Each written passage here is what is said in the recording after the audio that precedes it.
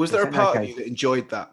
yeah, Having that reputation and yeah, that thing yeah, that people did fear you. So you yeah, were the fearful one, but then you became the thing that was feared eventually. And yeah. was there a part of you that was like, yeah, I kind of like this reputation of I've built now, I've cultivated this reputation. And then did you feel guilt about having that reputation or having that pride in that reputation, maybe?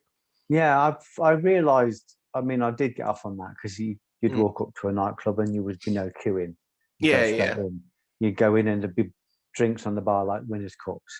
Everyone whispered when you walked into a place. You know that energy came before you, but you started to realise later that it was fear. People were afraid, but I knew enough about myself to know that it wasn't real. I could have a fight and I could do these things, but I knew the limitations of it. I knew that, I've got a big right cross, but what if somebody comes with a bigger right cross, or somebody comes with 2 or 3 people? What if somebody comes with a knife? If I bring a knife, what if they bring a gun? Yeah. If I bring a gun, what if they bring, A bigger um, gun. a bigger gun, or a Yeah. team of people with a gun? Or what if they suddenly go, okay, you've brought a gun, I'm gonna turn up at your house. Yeah. I'm going to come around your house, and 4 of us are going to run out of a car screaming, and we are going to try and kill you.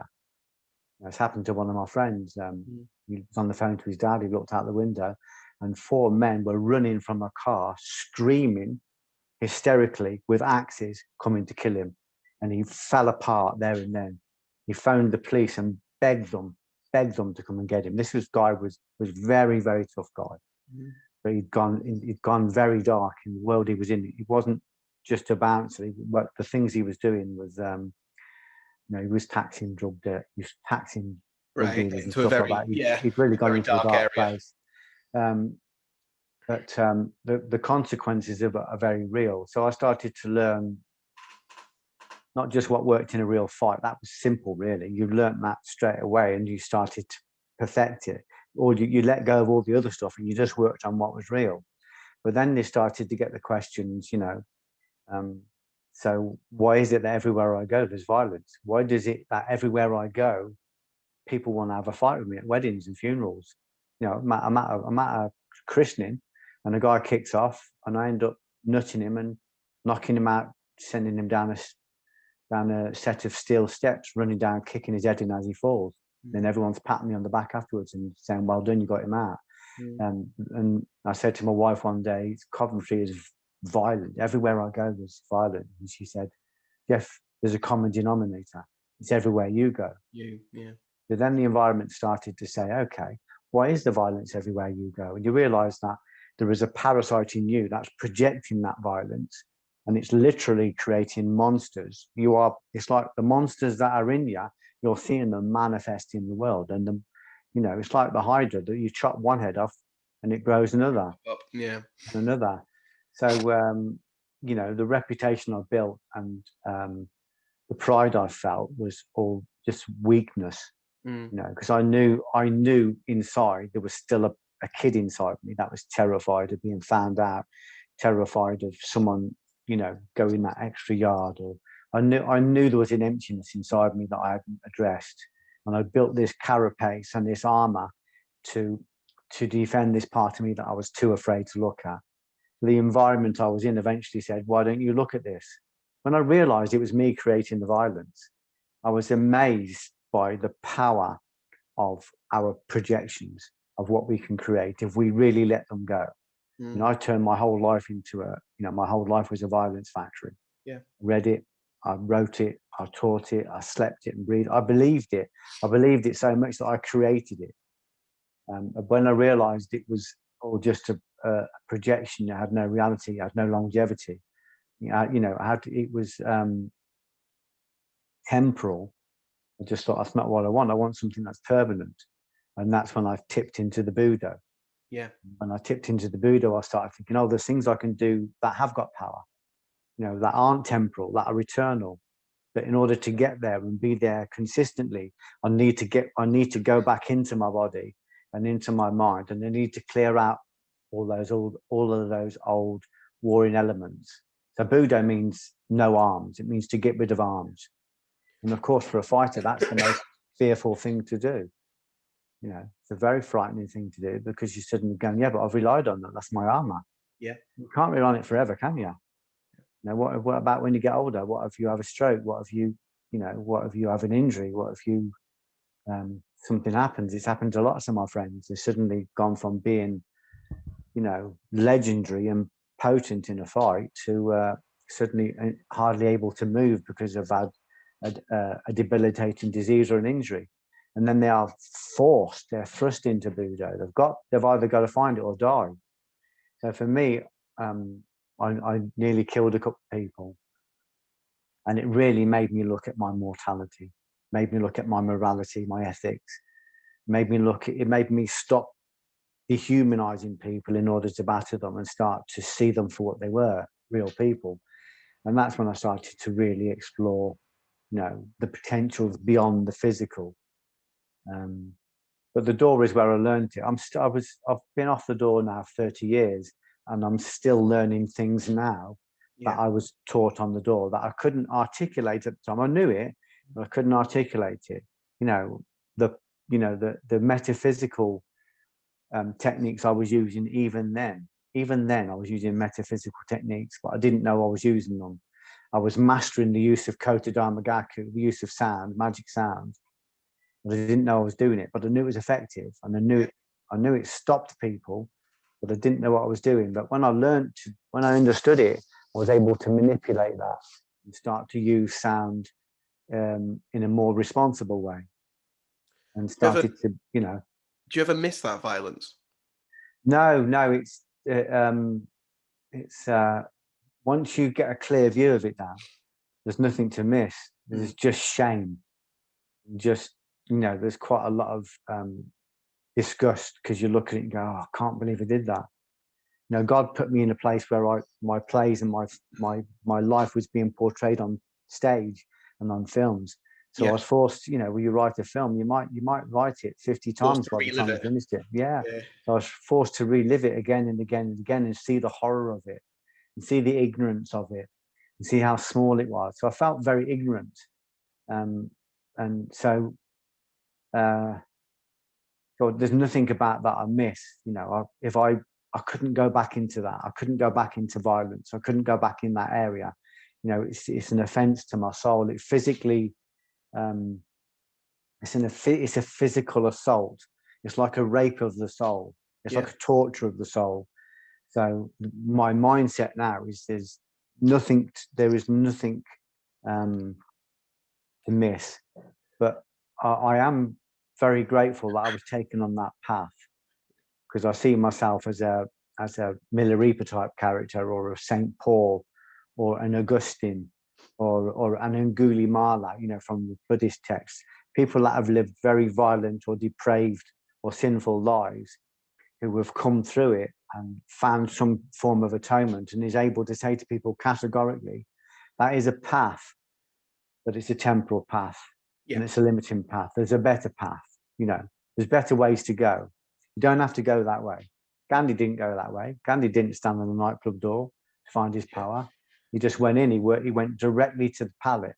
He went directly to the metaphysics. He had the same issues of struggled with his endocrine system. He struggled with sex, particularly. Used to visit prostitutes and had a sex addiction. He struggled with fear. You know, he was very frightened.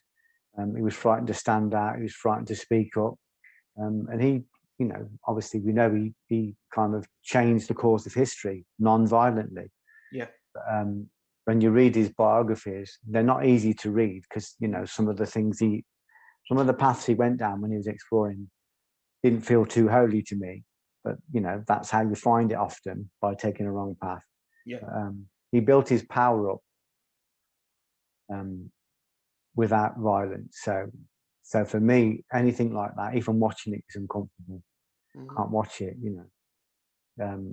It's when I go and talk to people, you know, I still go into I don't really go into those environments very much, but if I go and talk to people like that, which I'm doing now. You know, you've got this amazing martial arts podcast, and we're talking about what I've learned. We're not talking about violence or condoning violence, or not even judging violence. Just saying it's just it's an action with a consequence. Yeah. You just have to ask yourself, do you want that consequence? Is it how you want to live?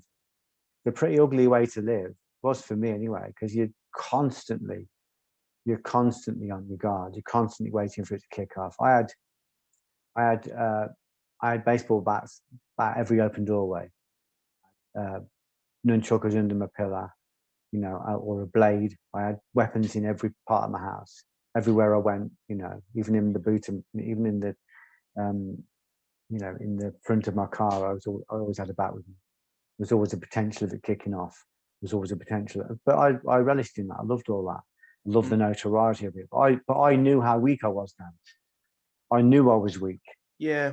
How long did it take to kind of turn that violence tap off, I suppose? Because it's not something that can just switch off and suddenly No. reputation isn't there anymore and people don't know you anymore. Like even if you stop working the doors, the name Geoff Thompson is still, to this day, 30 years on, is still synonymous with violence and door work and self-defense and, you know.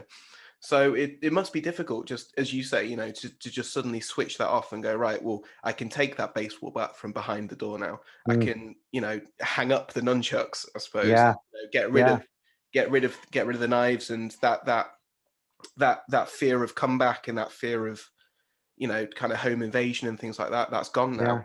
So when did that start to it was, as you said, it was gradual. It probably happened over 20 years. Don't forget, it was packed and compounded in the plumbing. Yeah. You know, we carry the consequence of our actions as credits in every cell of our body. So when I had my first epiphany and I realized I couldn't be violent anymore, that wasn't, you know, people think, oh yeah, well, he's gone spiritual, so he thinks that's just it, you know, it's all wiped out. It wasn't. It took me years and years and years of writing about the stuff and sitting in front of the stuff. My atonement was very public, and very visceral. So, you know, when I sat and watched my first stage play in Plymouth, called Dorman, you know, autobiographical, I was watching my own life, and I got my kids there watching with me and my wife there, and it was I couldn't even keep my eyes open. I was in so much pain. And then afterwards, I went through a very big cancer scare because my body started to close down, especially in the lower areas, you know, the lower chakras.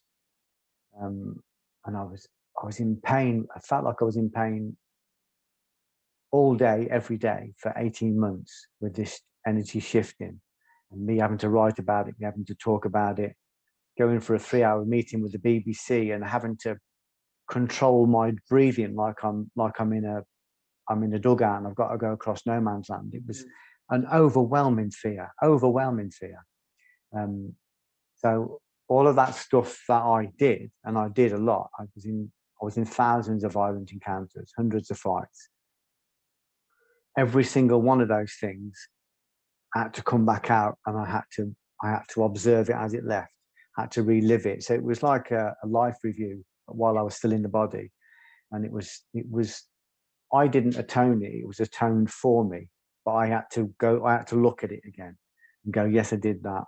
Yes, I was responsible for that. That was no one's fault. I did that. You know, I'm not blaming this guy because he came and called me a name, or that person, you know, because he said something about me. I was responsible for my own actions. So I had to watch every part of that, even till recently with doing the film with Orlando Bloom, you know, Romans, getting all of this negativity out of the plumbing. And people like Orlando and people like the Shemazian brothers, like a pin in a crab shell, digging for the last duty remnants to draw it out, to clean me. You've got to get it all out. You've got to look at all of it, so that you know this. They call this kenosis. So we self-empty in order to make room for Christ. And if you imagine that Christ is not to be mistaken for Jesus, but the Christ energy that came into Jesus. So if you imagine a glass of water, and you imagine a bottle of concentrated cordial, and if you put about that much cordial into the water, it becomes a soft drink. Yeah. It's no longer a glass of water, but it's no longer concentrated cordial. Yeah. It's a soft drink. So the Christ energy that's what happens. You make yourself clean through atonement. Through atonement means to become at one again, or through this process of cleansing. And once you're cleansed, this Christ energy gradually comes into you, and you become what they call Christed. Christed means to be magnified. It means to be magnified by 1,000 times. So you have this new energy come into you, but this new energy won't come into you until the old energy's left. Yeah. Otherwise, it would be like putting clean water through a dirty hose pipe. Yeah. Doesn't matter how clean the water is, it's still going to come out dirty the other side. So we have to be cleansed. And because I had so much dirt, I had to go right the way back to the roots, right the way back to the genesis of it, and clean it out. And it was even the rabbis will say, we're glad we went through that, but I never want to go through that again. Yeah. I can't even tell you how terrifying it was, and how you have to call on invisible help to get through it. You don't get through it on your own. But so everything I did on the doors, all the violence, the affairs, it was like Sodom and Gomorrah and a bit of Pompeii brothel thrown in for good measure. It was like that it doesn't just go away because you've had a moment of clarity. Yeah. That's still in the plumbing. It needs to be cleaned out, and that's a process that is done for you, but you have to be active in it and you have to be willing. So it's a bit like going through a spiritual chemotherapy, which ultimately is good for you, but it makes you go through long periods of illness, and which I did. You go through long periods of torment. I can remember being in London and working and going to meetings, and this cleansing going on in my body, and I mean agony. I mean absolute agony, mentally and physically, and I don't know how to clear it. I don't know how to get rid of it, and I have to find an invisible means of support. I'm not going to do this on my own. You have to turn in. You have to find an arc, a center. Dojan would call it he would call it the center point, or the zero gravity field, or singularity, or so there's I think in Zen they call it the magic bowl. It's the place, it's the very center place in the Dantian where like a black hole, where the energy goes out and comes in again. So you have to find that point, because there is no solace in the world. You're lying in bed with your wife. I'm lying in bed with Sharon. I'm saying, put your hand on me somewhere, because I'm fucking in pain. Just take it off me. And she can't take it off me. My mom can't take it off me. The doctor can't take it off me. I know they can't take it off me. Yeah. I have to be prepared to let it come up. I did it through the writing. Yeah. That's why I've been so prolific. So if I've been courageous, then that would be the courageous thing I did, not standing on the door. Yeah. Standing on the door was easy by comparison. It's what Muhammad says when he's talking about the soldiers coming back from war. And they're coming back into the village, and some of them are dead on stretchers, some of them are dying, some of them have amputations, some of them have got terrible wounds, but they're all quietly proud of themselves. And he's doing this. He's saying, congratulations on the lesser jihad. And they're outraged. They're so angry with him. What do you mean the lesser jihad? He said, when you go to the greater jihad, you'll go inside. There'll be no external war. There'll be no need for weapons. Because there's no enemy out there. Yeah. There'll be no need for remedies, because there'll be no illness, because you're going inside and you're going to take the fight on inside. So when people like Muhammad and Jesus and people like St. Paul, people like St. Augustine, when you know it brought them to the point of collapse, where they ran away fearful, or they broke down fearful. I mean, Jesus in the Garden of Gethsemane asked God to take this pain off him 3 times, but eventually said, "But your will, not mine." And Muhammad, when he first had the revelations on the mountains outside Mecca for the Holy Quran, they said he ran in terror when he heard the voice of Gabriel and he had these revelations. And he ran to his wife and he asked his wife to hide him under a coat. He was terrified. And so when your prophets are openly saying, because these stories are often missed, because we look to these people with such reverence, we forget that there was a tipping point where they went from the point of being ordinary people to having these revelations to being Christed. So when you look at them and you realize they went through it, you know that you're not going to be able to get there without going through that death of the ego, or through that conversion of the ego, through the transition of the ego, you know. So it's so I went through that, and happened. I'm glad it happened over a long period of time, because I think I wouldn't have coped. My body nearly collapsed a couple of times already going through it. I think I was taken to the very limit, and then I was given a period of respite, and then brought back again for the next cleansing, then a period of respite, and then each time it was less. Each time it was getting deeper into the concentrate.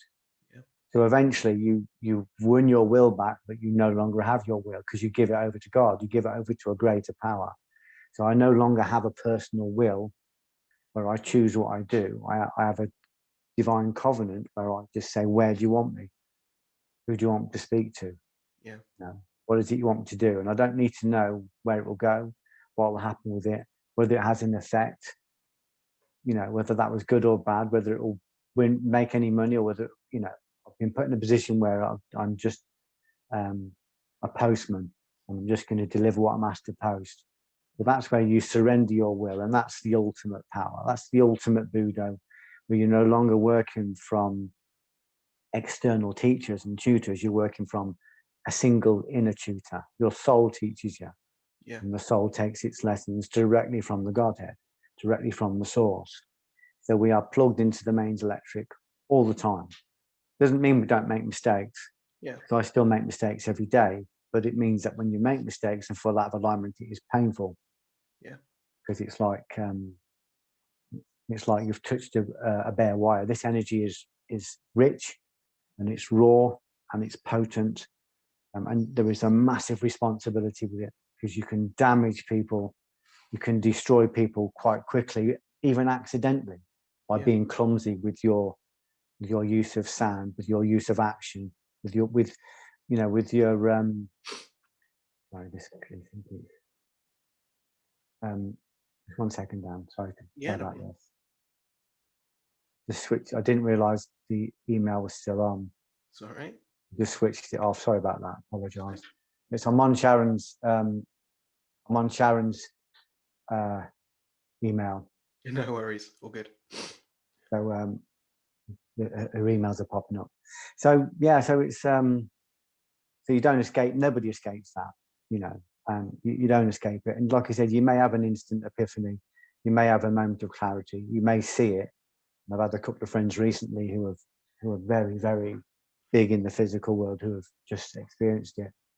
But they will have to go through a period of getting all that violence out of their body. Yeah. Yeah. You kind of stepped out of the self-defense realm then, and kind of, you know, you stepped away from it, from being such a, as you said, prolific, you know, to animal days, to teaching, to writing about it, to, you kind of lived and breathed self-defense. I think it's fair to say. You stepped out of that for quite a while, but you're starting to, maybe, is this right to say you're starting to pop your head up a little bit? Just kind of recently, and in the future, kind of the next year or so, you're going to pop up a little bit more in terms of it. Yeah, I mean, you know, some people are starting to invite me to come and do talks, but when I go and do the talks, I'll be doing talks like this. Yeah. This is what I'll be delivering. I won't be doing talks about what works in a real fight. Yeah. And I won't be talking about the need to defend yourself against the world because it's terrible out there. I'll be talking about, you know, the greater jihad. I was trying to inspire people, but it will be I'll no longer be turning up with techniques, and those beliefs are no longer there for me. Yeah. It's not that. It's like someone said the other day about watch my back. You still sell watch my back. I said, yeah, because some people are still at that place, and it's an inspiration to them. I'm not at that place. Yeah, they're still there. So I don't talk that language anymore. But that book, everything I do and everything I've done has come from that book. I would call that a literary, metaphysical book. And some people will be offended by that book being listed as a literary book, but it is. It has so many depths. There's so much in there that I'm only just learning 30 years later. Stuff I wrote in there that I didn't understand about metaphysical self-defense. So that book is You know, I would call it my revealed Bible. It's a book that people will be able to get what they need if they're at that place, and that might be just what they need at that time. Yeah. And hopefully it'll lead on to other books like the Fear book and The Elephant in the Tree or Warrior, and then later on to Notes from the Factory Floor, and the continued learning in The Divine CEO. Got them all there. Thank you, Dan. So yeah, so it's so none of that stuff is wrong. None of it was wrong. It was where I was. Yeah. But when you learn a new truth, you move on. I don't stay in junior school because I don't want to upset my friends who are still in junior school. You move on to senior school, you move on to college and university. Yeah. And you constantly try and expand and try and, find more knowing, more understanding, more knowing, more certainties. Yeah. And then you pass those on. And I have a responsibility to the people, if I wrote a lot about self-defense and people have followed that, there's going to be a lot of kids out there like me who have done that and who are ready for another level. Yeah. So there's a responsibility for me to talk to them and say, if you're ready, this is what's next. If you want to go into the Buddha, this is what's there. Yeah. It's not an easy ride. It's not socks and sandals. It'll be the most difficult thing you ever do. And it's never ending. While you're in a physical body, it's never ending. And it's very challenging, but it's also, it's exhilarating as well. It's very exciting because you are on the cusp of new things every day. Some of the things I wanted to do a book about forgiveness, because although I understand forgiveness, I couldn't articulate it to people in a way that convinced them that it was the right thing to do. So in my prayers, I said, look, I want to do a book about forgiveness so that I can leave it for people. So it will be a convincing argument for them to remove the parasite of hate or dissonance from them. Because at the moment they feel as though when they forgive somebody, they're letting them off. And they want to be able to show them that that's not what it is. We have a parasite inside of us and it feeds off all those negative energies. And forgiveness means getting rid of that, means giving it over. It means leaving the object of our abuse to their own karma, and removing the parasite that they've left inside of us. Yeah. Getting rid of it, getting rid of the squatter. So I asked for this, so I'd really like to be able to understand it a bit more. Within a week, this book came to me, 99 Reasons to Forgive. And then that was quickly followed by 110 hours of lecture from a rabbi on repentance and forgiveness. 110 hours. When I ask for stuff that's going to serve other people, it comes to me. And I just have to have the discipline to go through, to sit and listen to 110 hours is a full-time job. You're listening to 3 or 4 lectures a day. It's like you're at university. You're making notes, you're disseminating those notes, and then you're putting those into a book, which will hopefully make sense to people. Yeah. So you at least leave that learning in the marketplace for other people. Yeah. So anything I need to know, I can access it. And if it's ordained, if it's going to help other people, then it will come to me. But it's very, as you know, Dan, it's very painful to learn. And we learn, it's uncomfortable, it's painful because we have to demolish old truths. Yeah. And a lot of the old truths we demolish are attached to other people around us. Yeah. So we lose people. It's quite frightening to suddenly realize that something you've got isn't real. And you have to let go of it because it's been a comfort or it's been a security. So learning is painful. It's exhilarating as well, but it's very painful. Most definitely. But that's a continuing path. And also, like you said, if you're going to take this information in, there is an agreement. There's a covenant. I can't take in 110 hours of lecture and not find an outlet for that. Yeah. Because if I do, it's going to create pestilence in me. I've brought in energy into my body that I haven't given out again. Yeah. I'm just a container. I'm just a holding tank. If I keep it in there, it will create pestilence. And if it creates pestilence, it attracts beast and foul. We start to attract negative energies because the energy that we've promised to share is in us, but it's not being shared because we've lost our discipline or we've lost our purpose. So, that energy starts to seep out, starts to stagnate, and it starts to attract all sorts of negative energies that want to feed off it. Yeah. So the responsibility is that when you take this in, you've got to be prepared, to give it out again, like with notes, and with the Divine CEO. It wasn't even just a matter of bringing that information in and putting it into a book. It was, I did about 60 podcasts, interviews, lots of interviews all around the world, from local ones right up to, Radio 2, Radio 4, Sky News. Yeah. So, there's a responsibility to stand in front of discerning people and say what you've learned and pass that on. So if you don't do that, that's very painful as well. It's very painful to contain an energy that you aren't moving on. That's why you see a lot of the gurus, like I'm just trying to think of Krishnamurti and people like that. People like Eckhart Tolle at the moment, who's a modern mystic. Yeah. Aurobindo. A lot of some of these guys are writing 50 and 60 books because the information coming into them has to have an outlet. Yeah. They have a responsibility. Part of their covenant is to create a living outlet for that word. Maybe more people are doing it more and more with podcasts now. Yeah. But part of my covenant is what I'm doing with you today, is talking about what I'm learning and leaving it out there for other people, hopefully to find a nugget of gold, a new direction. So it becomes an intercessor. So it can land in someone's life at a point where they're ready to change direction for the positive. And the intercessor is one of the names for the Paraclete or for the Holy Dove. So the Holy Dove, again, is this energy that comes into you, and that when we speak, we voice it, and it goes out as kind of as a living spirit. So they call it the intercessor because the energy, when it leaves you, goes out and it works in the world as a living energy. That's why you can get someone that will watch a video or an interview 10, 15, 20 years old, and it will still move them because there's a magic in it. Yeah. Yeah, definitely. Perfect. Any final thoughts then before we kind of wrap it up? Yeah, just people are looking for answers. You say the answers are out there, but I would say the answers are in here. They're in us. So we just got to turn inwards. We've got to find a way of turning inwards, maybe through meditation, maybe through prayer. The only job you've got to do in the world is to get yourself balanced.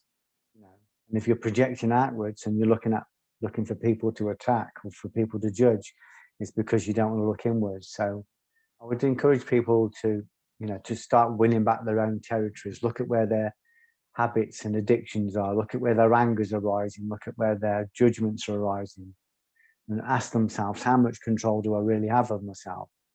And just to be excited about working on yourself.